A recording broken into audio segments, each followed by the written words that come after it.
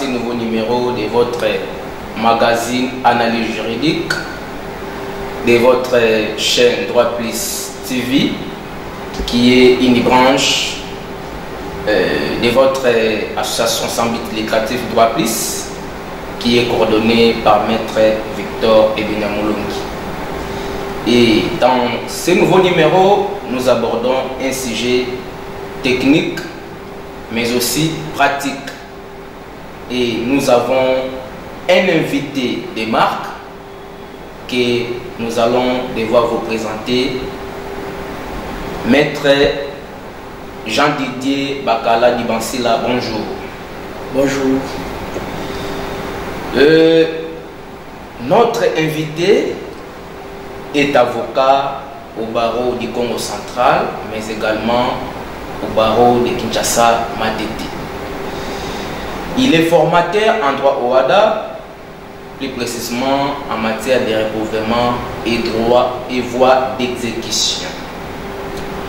Il est auteur de l'article intitulé La mise en œuvre des défenses à exécuter en droit congolais, qui est un article contenu dans la revue Chronique juridique du barreau du Congo central.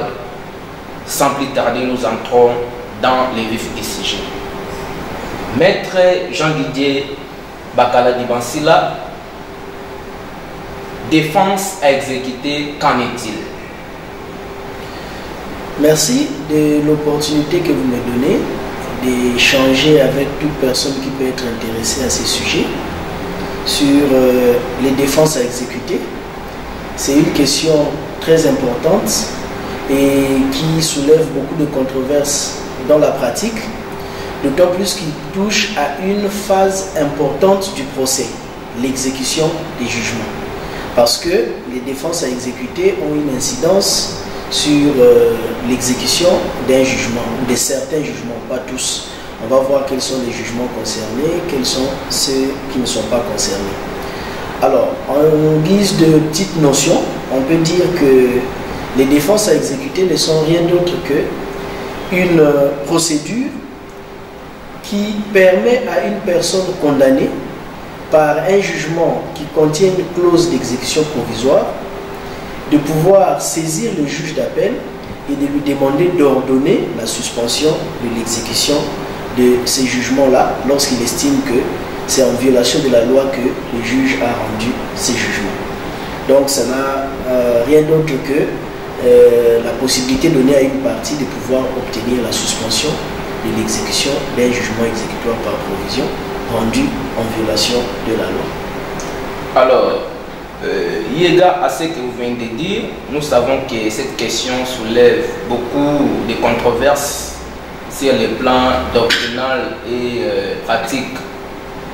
Alors, ces jugements, c'est seulement au premier degré ou au second, ou aussi au second degré? Je pense qu'il faudrait d'abord préciser la base juridique ou légale de cette matière, parce que c'est dans cette base légale qu'il y a la réponse à cette question. Cette question est réglementée en droit congolais, principalement à l'article 76 du Code de procédure civile. C'est cet article-là qui constitue en fait la base légale de cette matière, et si vous le permettez, je peux même donner lecture de cet article-là pour nous permettre de bien comprendre son contenu.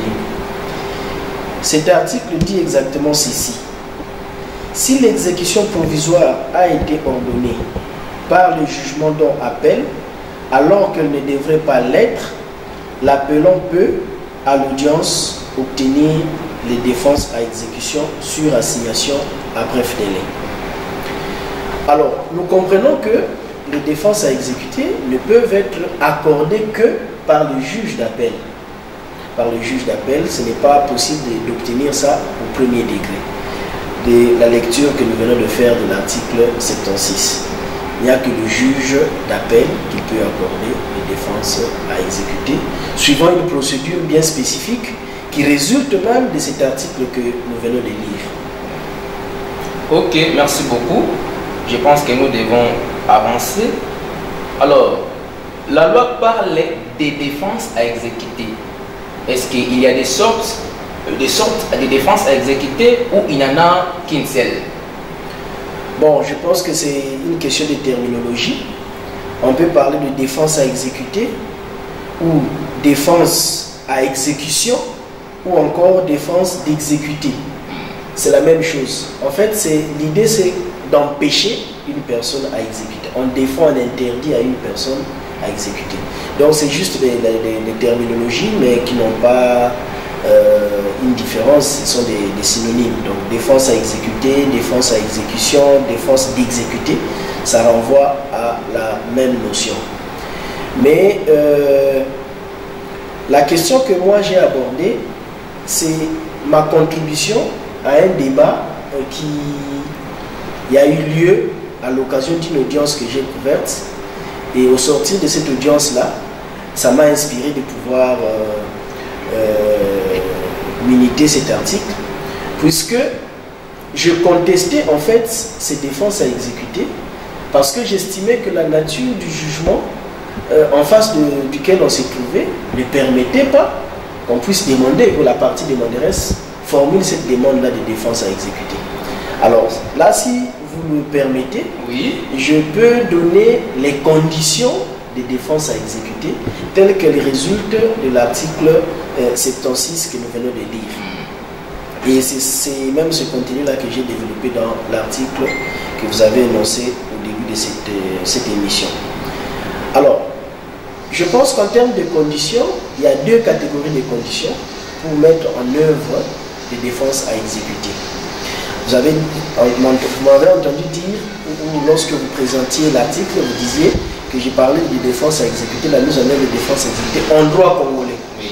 Pourquoi en droit congolais et pas droit OHADA, même si le droit OHADA fait déjà partie du droit congolais? Simplement parce que le législateur OHADA n'a pas régi de manière spécifique la question de défense à exécuter. Que ce soit dans l'ancien acte uniforme ou dans l'acte uniforme actuel, celui du 17 octobre 2023, la question n'a pas été réglementée de manière spécifique. Vous trouverez un seul article, c'est l'article 32, alinéa 3, qui dit que les partis peuvent obtenir des défenses à exécuter suivant leur loi nationale. Ça veut dire que cette question-là est renvoyée aux États partis. C'est la législation nationale de chaque État parti qui s'applique. C'est comme ça que je ne vais pas m'attarder. J'ai vu des titres défense à exécuter en droit OHADA. En réalité, le droit de l'OHADA n'a pas réglementé cette question, quoiqu'elle touche à une partie de l'exécution, matière réglementée par l'acte uniforme. Mais de manière spécifique, il n'y a pas de disposition. Ce qui fait que nous revenons en droit interne et donc en droit congolais. Alors, j'étais en train de dire qu'en termes de conditions de mise en œuvre, il faut faire la part des choses entre les conditions de forme, qui elles touchent à la recevabilité d'une demande de défense à exécuter, et les conditions de fond. Par rapport à la forme, il y a deux catégories de conditions. Donc, moi, j'estime que pour qu'une demande de défense à exécuter puisse être reçue par le juge, il y a deux catégories de conditions. Il y a l'une qui résulte de la loi, de l'article 76 dont nous avons donné lecture, et l'autre résulte de la jurisprudence. Par rapport à la loi, il y a une seule condition, celle liée à la nature du jugement faisant l'objet de la demande de défense à exécuter. Parce que tout jugement, même s'il est exécutoire nonobstant tout recours, ne permet pas en fait qu'on puisse formuler une demande de défense à exécuter. Donc la nature du jugement. Et là, on peut dire que seuls les jugements contenant une clause d'exécution provisoire, qu'on appelle aussi des jugements exécutoires par provision, peuvent faire l'objet de défenses à exécuter. Alors, on sait que pour que le juge puisse dire sa décision exécutoire par provision, il faudrait qu'il puisse vérifier si les conditions de l'article 21 du Code de procédure civile sont réunies. En tout cas, l'une des conditions, si elle existe, le juge peut dire sa décision exécutoire par provision. Parmi ces conditions, notamment l'existence d'un titre authentique, la promesse reconnue ou l'existence d'un jugement qui n'a pas fait l'objet d'un appel.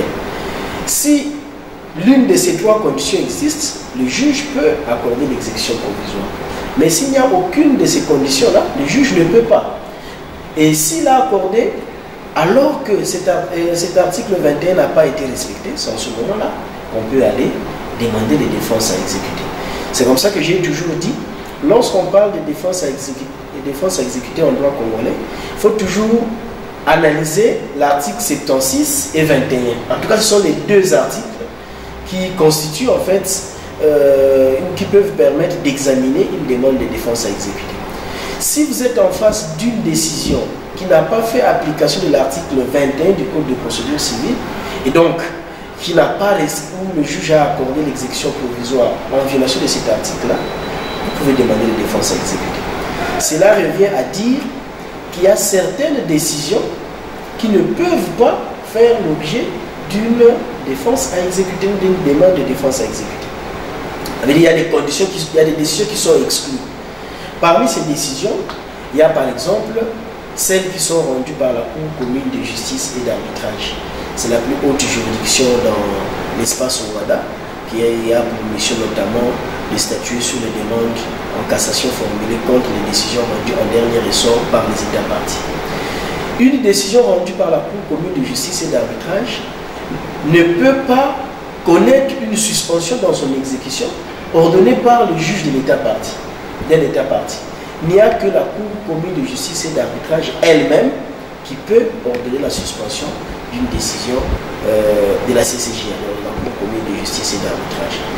Ce qui fait que les décisions rendues par la CCJ sont exclues de la procédure de défense à exécuter. À part ça, il y a des décisions qui sont légalement exécutoires nonobstant tout recours. C'est-à-dire, il y a une certaine catégorie de décisions qui, par la volonté du législateur, sont exécutoires nonobstant tout recours. Même si le juge n'a pas dit dans sa décision clairement que la présente décision ou le présent jugement est exécutoire, de par la volonté de la loi, il est déjà exécutoire. C'est le cas, par exemple, des décisions statuées sur le contentieux de l'expropriation pour cause d'utilité publique.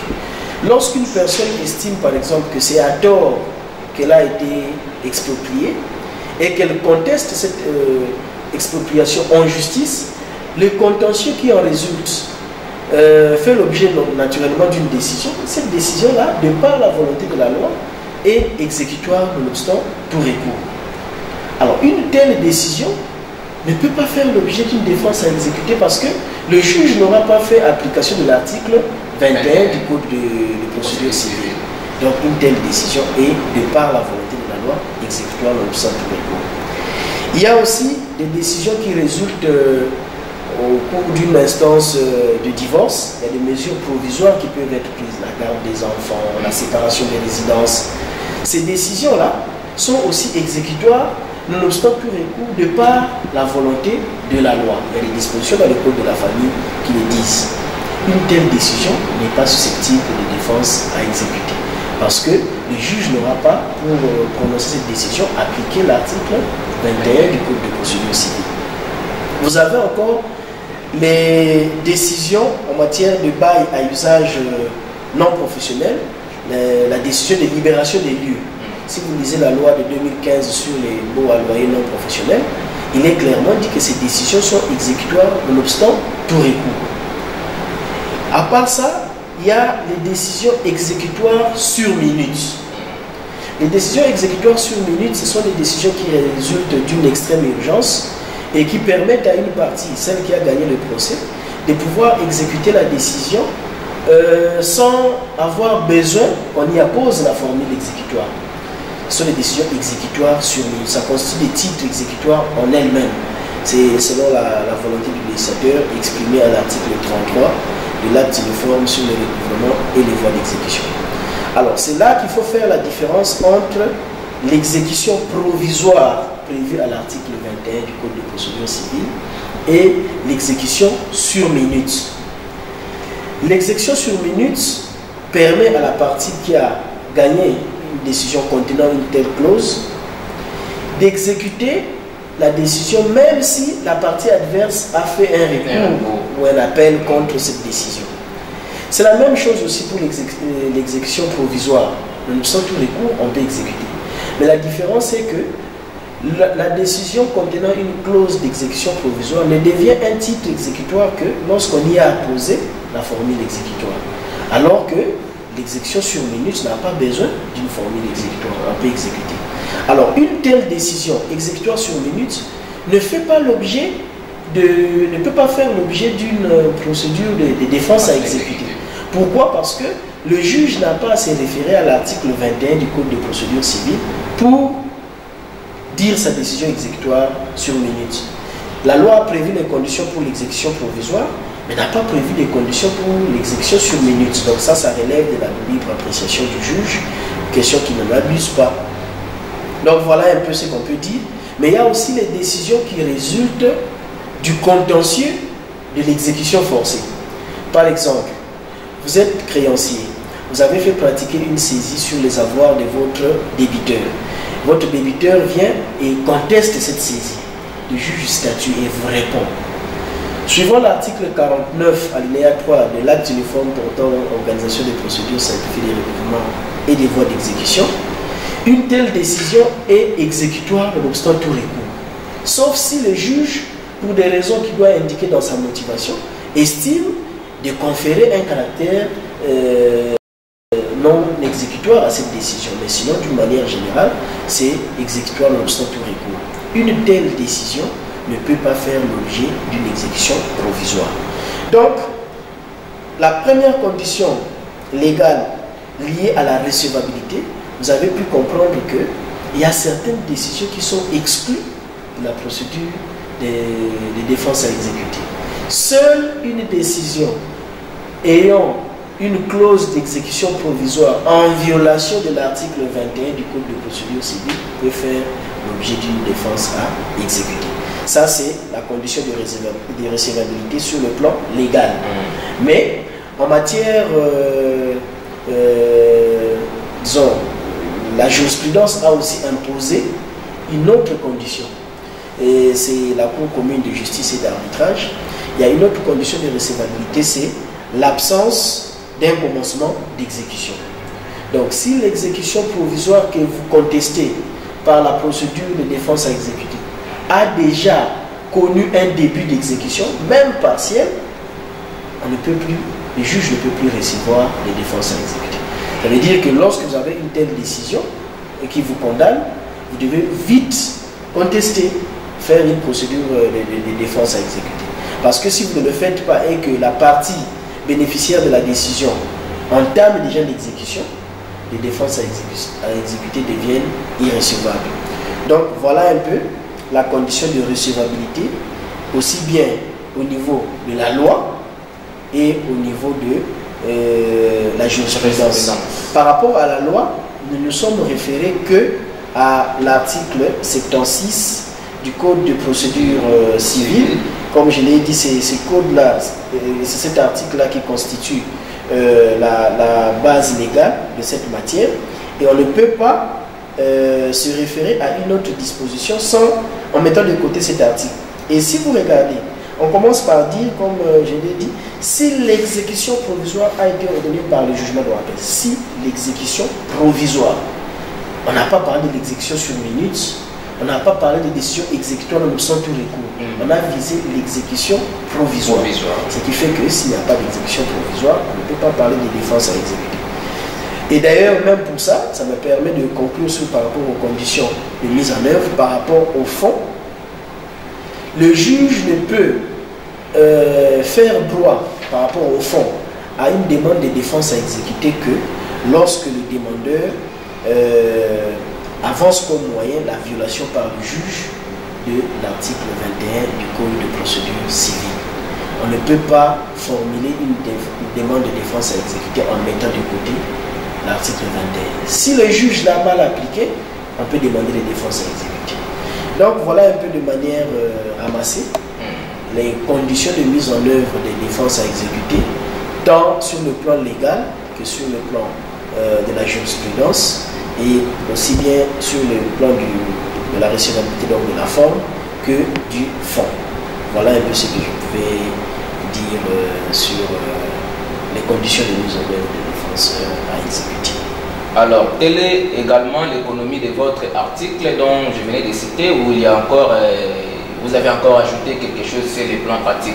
Bon, peut-être la question à se poser, c'est lorsque le juge n'a pas fait application de l'article 21, lorsqu'on est en face des décisions que j'ai exclues, décisions par exemple de récusation, expropriation pour cause d'utilité publique, baux à loyer non professionnel s'agissant de la libération des lieux, mesures provisoires en matière de divorce, mais est-ce qu'on ne peut pas obtenir la suspension de l'exécution de ces décisions-là lorsqu'on se rend compte que le juge a violé la loi?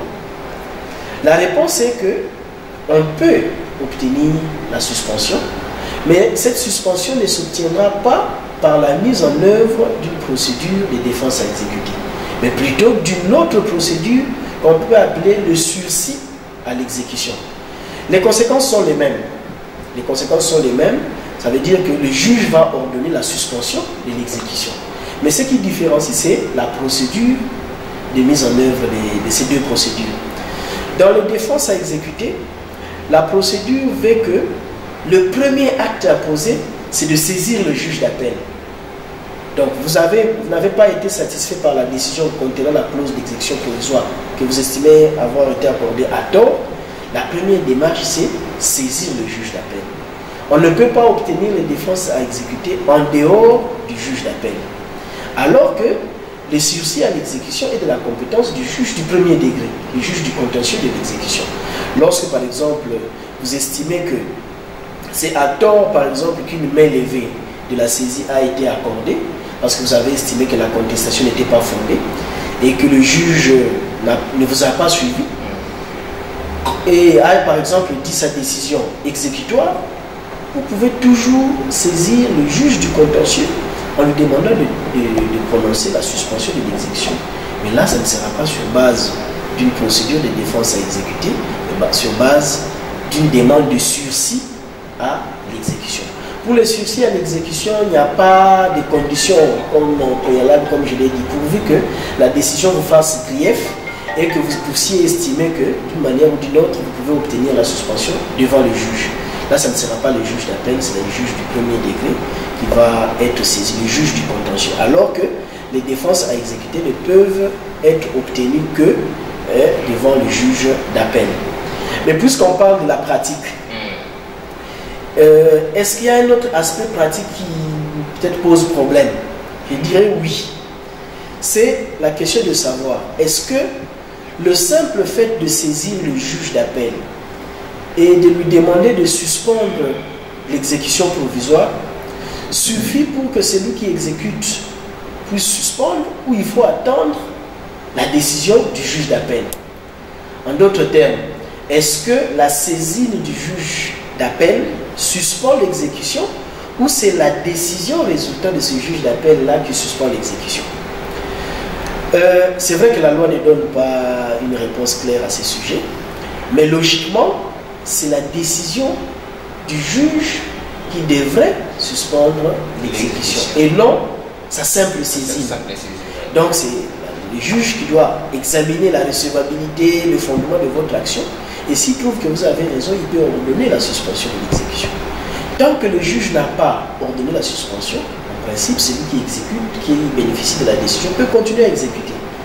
Mais dans la pratique, il y a une difficulté, c'est que pour que le greffe d'exécution vous délivre le numéro RH, bon, le numéro RH c'est le registre d'huissier, mais là on en parlait pendant que les huissiers n'étaient pas encore des libéraux comme ils le sont maintenant, ils étaient encore rattachés aux cours et tribunaux. Avec la loi de 2016. Avec la loi de 2016, effectivement, ils sont devenus des libéraux et ils ne sont plus rattachés aux cours et tribunaux.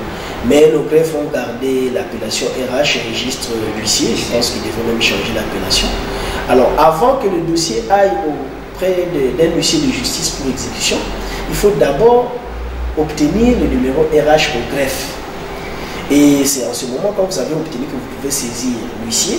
Et l'huissier, parfois dans la pratique, écrit au greffier, divisionnaire de la juridiction, pour s'assurer de l'authenticité de la décision qu'on lui a promise. Et s'il estime que la décision est authentique, il peut passer à l'exécution. Alors toute la question, pendant que l'huissier est saisi pour exécuter et qu'il y a une demande, une action de défense à exécuter qui est signifiée au créancier, est-ce qu'il faudrait continuer à exécuter ou pas? Moi je pense qu'il faut continuer à exécuter.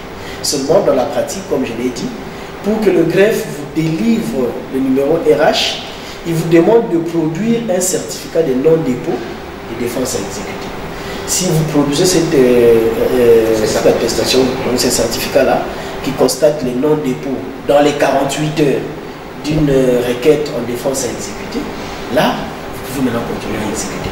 Mais si vous n'avez pas ce certificat, en fait, on ne vous délivre pas le numéro RH et ça vous bloque. On peut donc dire que dans la pratique, il y a une certaine sorte de délai qui a été mis en place, délai de 48 heures. Si dans les 48 heures, il n'y a pas de défense à exécuter, vous pouvez passer à l'exécution. Mais c'est une pratique contre les gains, ce n'est prévu nulle part, c'est la pratique qu'il a instituée. Et moi, je pense que ça préjudicie inutilement le créancier, parce que vous pouvez être en face d'un débiteur de mauvaise foi qui consciemment sait que les juges étaient en droit d'ordonner l'exécution provisoire. Mais par mauvaise foi, pour vous empêcher d'exécuter, il fait une demande de défense à exécuter. Ou vous êtes encore devant une décision qui ne rentre pas dans les conditions de pouvoir obtenir une décision de défense à exécuter, mais qui peut être bloquée, dont l'exécution peut être bloquée par la mauvaise foi du débiteur. Donc ça c'est la pratique, c'est une pratique à décrier, mais logiquement ce qui devrait empêcher l'huissier à continuer l'exécution, c'est une décision du juge d'appel s'agissant de défense à exécuter, ou dans les cas de sursis à l'exécution, une décision du juge du contentieux qui est saisi. Donc voilà un peu ce que je pouvais dire sur cette question-là. Merci beaucoup, Maître Jean-Didier Bakala Divansila. Je pense que vu la matière que vous venez de détailler, cela annonce que l'article est très intéressant et j'invite tout le monde qui a la possibilité d'en accaparer, de venir, d'acheter et de lire, parce que c'est vraiment une matière abondante. Et sur ce, je pense que nous mettons fin à notre numéro. Maître Jean-Didier, si vous avez les mots de la fin. Je ne peux que réitérer mes remerciements pour l'occasion que vous m'avez offerte de pouvoir présenter à toute personne intéressée ma réflexion sur les défenses à exécuter. C'est une réflexion qui, comme je l'ai dit, est contenue dans cette revue et qui a plusieurs articles. Moi, mon article, c'est à partir de la page 45. Et vous trouverez ça incessamment. Là, c'est une annonce que je fais. Et en tout cas, si tout va bien, d'ici la fin du mois de septembre ou au début octobre, il y aura un ouvrage complet sur le recouvrement des créances et des droits d'exécution. Je reviens encore de manière un peu plus approfondie sur cette question. Mais déjà avec cet article, je lance la réflexion et donner l'occasion aux personnes intéressées à pouvoir lire et peut-être aussi à critiquer. Nous sommes dans un domaine scientifique, nous n'avons pas le monopole de la science. Et donc, moi j'ai partagé ma réflexion, elle est une œuvre humaine, elle peut avoir des faiblesses, mais en tout cas c'est mon point de vue que j'ai pu partager. Et je ne peux que convier les praticiens ou les étudiants qui peuvent réfléchir aussi sur la même question, d'emboîter le pas pour que nous puissions faire avancer la doctrine juridique en République démocratique du Congo. Merci beaucoup. Dès que l'ouvrage sera disponible, nous allons encore vous revenir. Et c'est par ces mots de la fin que nous vous disons merci. À la présentation, c'était mon priadon étaticien, votre humble serviteur. Au prochain rendez-vous. Merci beaucoup.